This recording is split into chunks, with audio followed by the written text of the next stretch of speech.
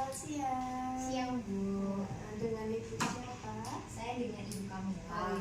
Ya, ada yang bisa saya bantu? Gini, Bu, saya kan kemarin habis lahiran dan ini udah nifas, sudah selesai nifasnya. Terus setelah itu saya ingin pasang KB. Oh, mau KB apa?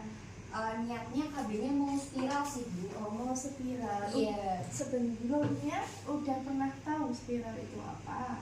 Setahu saya spiral itu alat yang dimasukkan ke dalam vagina itu kan ya, Bu? Oh, benar. Jenengan sudah lahiran berapa bulan yang lalu? Untuk lahirannya saya kira-kira 1,5 bulan yang lalu. Oh, 1,5 bulan yang lalu. Jenengan sudah mau niat untuk KB, pakai IUD. Suaminya juga sudah tahu ya? Sudah tahu, Bu. Sebelumnya saya mau menjelaskan dulu, saya bidan Anida dan tugas pada siang hari ini, dan ini untuk alat untuk menjelaskan KB itu apa. Nah, ini ya Bu ya. Sebelumnya jenengan sudah memiliki pengennya mau pakai metode apa. Sebenarnya kalau untuk pasca persalinan dan menyusui itu jenengan itu ada beberapa metode yang diperbolehkan Ibu. Contohnya implan itu juga diperbolehkan, lalu pil itu juga boleh, dan yang jenengan juga mau itu AKDR atau IUD itu juga diperbolehkan. Nah, ini jenengan kan tadi sudah tahu pengennya apa, pengennya IUD. Jadi sebelumnya saya menjelaskan lebih detailnya saja karena jenengan sudah tahu kalau tentang IUD itu alat yang kecil yang bentuknya T itu ada di dalam vaginanya jenengan. Jadi dia itu tidak ada hormonnya. Itu jadi menstruasinya masih lancar. Masih bisa menstruasi. Masih bisa menstruasi. Nah, yang tidak bisa memakai AKDR itu yang kemungkinan hamil karena jenengan kan sudah pasti seharusan selesai nifas, jadi kan. Dan sudah berhubungan belum? Belum, Bu, saya belum berhubungan lagi. Belum berhubungan, jadi kan bisa dipastikan jenengan tidak hamil. Terus baru pasca melahirkan itu sampai 30 hari atau 44 minggu itu jenengan juga boleh, tapi kan jenengan sudah lebih, jadi tidak boleh. Terus menstruasinya misalnya kok banyak sekali atau jenengan anemi itu juga tidak boleh. Nah, efek sampingnya itu misalnya jenengan kram beberapa hari setelah pemasangan itu karena kan ada alat yang dimasukkan tapi masih bisa ditoleransi sakitnya. Apabila kramnya terus menerus jenengan periksa saja. Tapi kalau untuk efek samping selanjutnya itu biasanya ada flek-flek juga kan, di samping kram ada flek juga. Terus jenengan ketika menstruasi itu lebih banyak dan lebih sakit. Terus lahirnya lebih lama biasanya. Terus biasanya juga ada kram gitu waktu haid. Terus hal yang terjadi ketika pemasangan AKDR, misalnya langkahnya seperti ini Bu. Pemeriksaan panggul ini misalnya kok jenengan ternyata ada radang panggul, itu tidak boleh dipasang.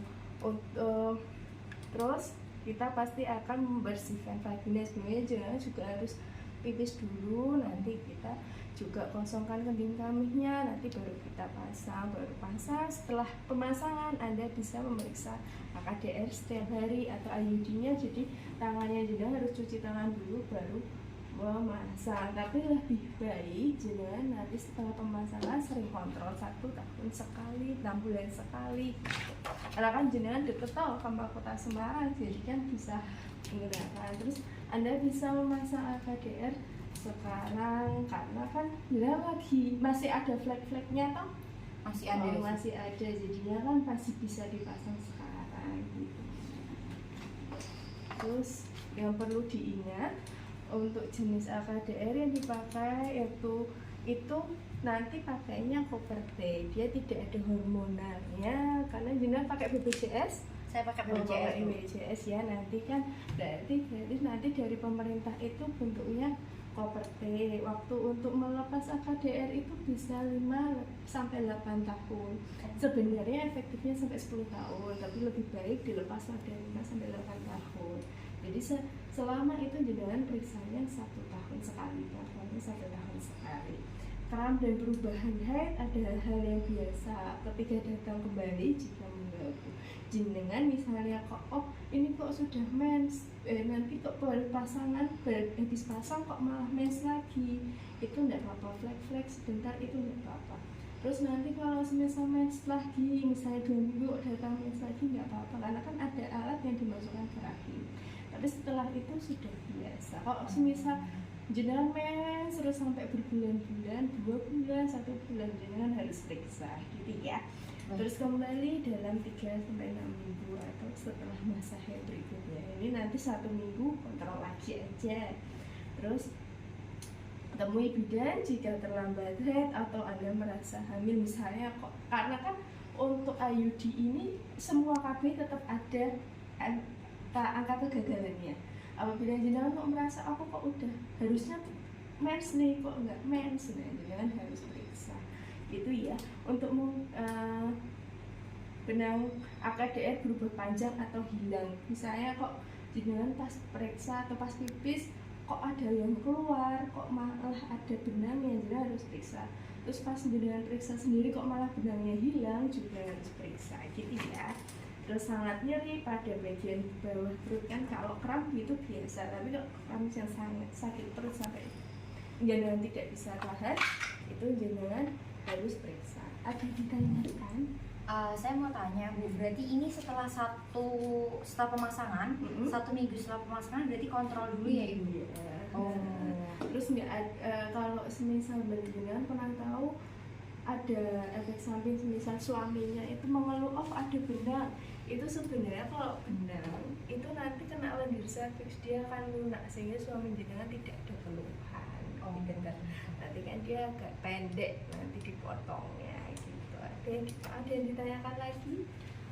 Tadi yang untuk pemakaiannya AKDR-nya tadi, IUD-nya tadi, itu tadi kan pemeriksaan panggul dan yang lain-lain ya Ibu. Nah itu bisa dilakukan 1 kali waktu atau harus beberapa kali? Ini saat ini juga bisa, nanti saya periksa dulu kalau memang jenengan bisa dan sehat dan mau dinyatakan untuk bisa menggunakan IUD, nanti kami akan periksa langsung dan langsung pasang. Jadi tidak menunggu besok gitu kan, jenengan bisa menghemat waktu efektif, dan efektivitasnya IUD ini bisa 1 kali 24 jam. Jadi dia tidak menunggu untuk besok-besoknya, tapi lebih aman ya. Misalnya jenengan, oh aku takut nanti 3 hari, ya monggo mau nunggu 3 hari dulu enggak apa-apa, tapi dia efektifnya langsung. Dan misalnya jenengan, oh aku besok 2 tahun mau lepas, ya enggak apa-apa, pengen punya anak lagi enggak apa-apa, dia langsung bisa kembali subur. Gitu. Baik Bu, saya sudah paham. Langsung mau pakai ID? Iya, boleh Bu. Nanti minta tanda tangannya dulu untuk persetujuan tindakan sebelumnya gitu ya. Mau ke kamar mandi dulu? Iya, baik Bu. Saya ke kamar mandi dulu ini. Terima kasih. Iya, makasih ya Bu penjelasannya. Saya tunggu ya. Iya, baik.